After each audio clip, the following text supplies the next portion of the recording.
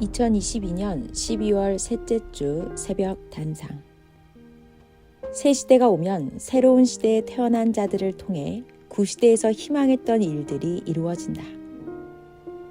사람의 생명도 태 속에서 시작할 때는 모르듯 하나님의 역사도 시작할 때는 잘 모른다. 거목도 나무가 자라서 열매가 주렁주렁 열리고 그늘을 드리워 많은 사람들이 찾아올 때 알게 되듯 하나님의 역사도 갈수록 성장하며 확연히 드러나게 된다. 전능자 하나님과 성령님과 성자도 영체시고 예수님도 영체시다. 고로 삼위와 예수님은 이 시대의 사람 중에 가장 합당한 한 사람을 택하여 그를 통해 시대 말씀을 전하신다. 하나님과 예수님이 이 시대에 세운 사명자를 통해 전하시는 말씀을 듣고 이 시대를 향한 하나님의 뜻을 온전히 알아야 구원의 방향을 잃지 않게 된다. 하나님은 아무 때나 세상의 진리를 선포하지 않으신다. 수천 년에 한 번씩 하나님이 그 시대에 보낸 자를 통해 선포하신다. 구약과 신약의 터전 위에 하나님은 이 시대 사명자를 통해 새로운 진리를 선포하셨다. 그 말씀에 순종하고 믿고 따르는 자들을 하나님의 신부로 대해주고 사랑해주시며 그에 해당되는 차원으로 구원해주시는 진리다. 사람의 희망은 더 좋은 것을 받는 것이다. 그것을 위해 현실에서 충성하고 기다리며 밤낮으로 인생을 포기하지 않고 살아간다.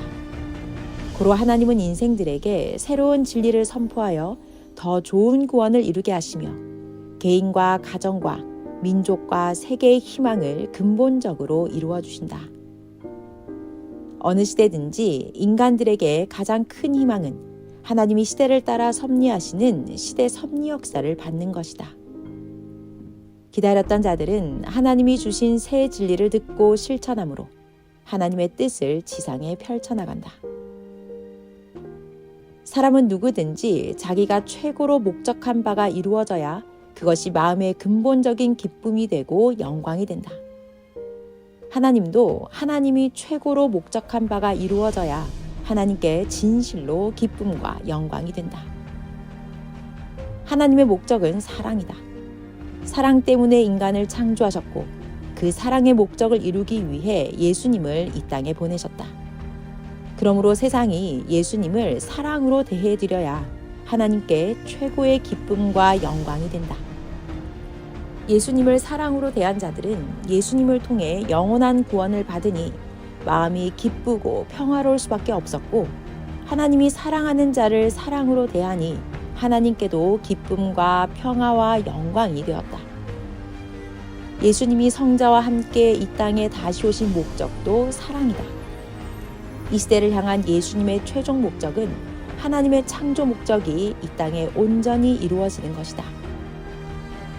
예수님은 인생들이 하나님과 성령님과 성자의 온전한 신부가 되어 인생 6일생 영원히 삼위와 같이 사랑하며 살기를 바라신다.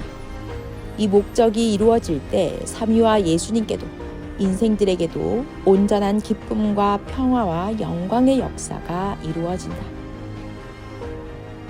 그리스도의 탄생은 곧 우리의 탄생이다. 예수님이 사랑과 평화의 왕으로 이 땅에 오셨으니 진정한 사랑과 평화로 예수님을 맞아라. 어떤 어려움이 와도 참된 사랑과 평화의 주인이 되시는 삼위와 예수님을 끝까지 모시고 사랑하고 살아야만 시대 사명자와 더불어 하나님이 원하시는 구원을 넉넉히 이루고 진정한 사랑과 평화를 이루고 살게 된다. 하나님은 온 인류를 위하여 특히 택한 이스라엘 민족에 사랑과 평화의 왕이신 예수님을 보내주셨다. 하나님이 이 땅에 예수님을 보내주심은 이스라엘 민족뿐 아니라 온 세상 모든 사람들을 구원하기 위함이다.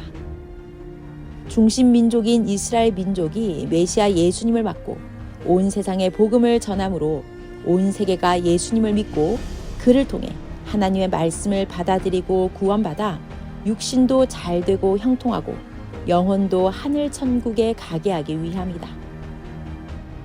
지금도 지구 세상의 어느 누구든지 전능하신 하나님이 보내주신 예수님을 온전히 받아들이고 모시고 섬기며 하나님께서 그를 통해 하신 모든 말씀을 믿고 행하며 사는 자들에게만 사랑과 평화의 구원 역사가 일어난다.